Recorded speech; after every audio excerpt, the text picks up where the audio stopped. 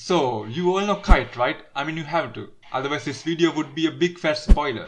But anyways, when it comes to Kite, his Nen ability is quite confusing. To be honest, Kite was only there for like 10 episodes in the 2011 version. And we only got to see his Nen ability a few times. Because of that, I will try my best to explain Kite's ability for you. Kite is a pro hunter who falls under the category Conjuration. He also has an N range of 45 meters. But he also kept his N active all the time, so it could be technically more than that. According to Killua, a Nen master has an N of 50 meters, but at the same time, Soldic had an N range of 300 meters. So yeah, now let's get into Kite's Nen. First of all, Kite's Hatsu is called Crazy Slots. Here Kite will conjure a clown, and there's a roulette inside its mouth, which has the numbers from 1 to 9. It starts to spin automatically and Kite will receive a weapon according to the number he drew.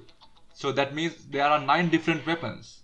The clown is attached to the back of each weapon and it has a mind of its own.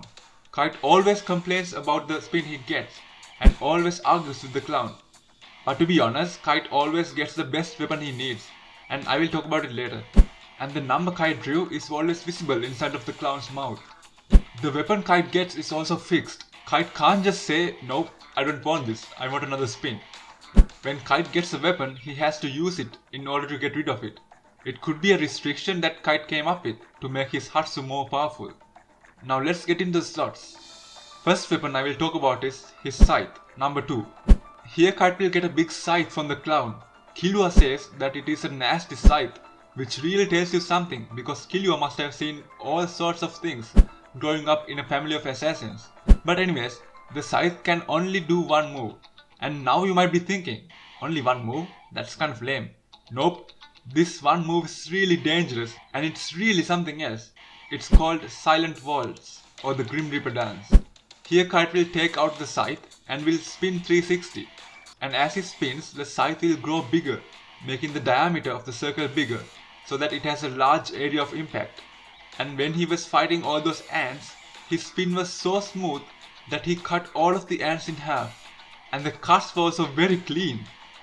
The next weapon is his carbine, number 4. Here Kite will get a massive carbine. It is basically a handgun with a long barrel and a buttstock. And the clown is attached at the back of the gun as always. It can shoot surprisingly fast and it is quite deadly as well. Kite destroyed that one horse/snake ant with just one shot. And this gun is not that loud as well. The front part of the gun looks like a suppressor. So that could be the reason that the gunshot sounds are so low. And finally, the mace or the wand, number 3. This is by far the most confusing ability we have seen in Hunter x Hunter. Maybe this. But anyways, the clown summons this wand when Kite really is in danger. The name of this weapon is How Could I Die Like This? It looks like a harmless weapon. The ability of this wand is pretty simple. It won't let Kite die. When Kite rolled number 3, he didn't really complain, which was kind of odd. That means Kite knows that number 3 is a good spin. Even after Kite's death, he was reborn as Meruem's twin sister. There are so many ways you can look at that, to be honest. You can say that Kite's Nen got stronger after he died, or that the ants fed Kite's brain to the queen. Either way, it's not really stated anywhere. So all we can do is wait, and I'm pretty sure that we'll get to see more of crazy slots from the new Kite. I mean, that is, if Hunter x Hunter continues. Now I'll explain why Crazy Slots always gives Kite the best weapon he needs all the time. I will take all the examples. So the first time we saw Kite's Nen was when Kite shot at those tiny ants. Obviously the gun was the best choice for that. Had he got the scythe, he could have cut Gon and Killua in half as well. Next is when they were inside the NGL cave. And even there, the gun was the best choice.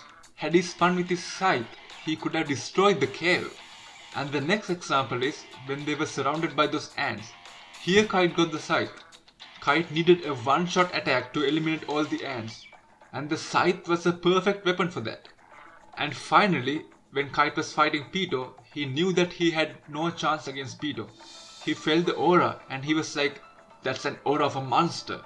So he only wanted to somehow survive. Then he got the perfect weapon for that.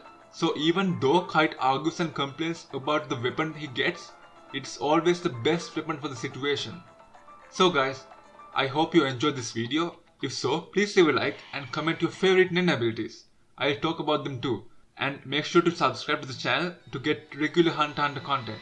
This is Boy here and I will see you soon.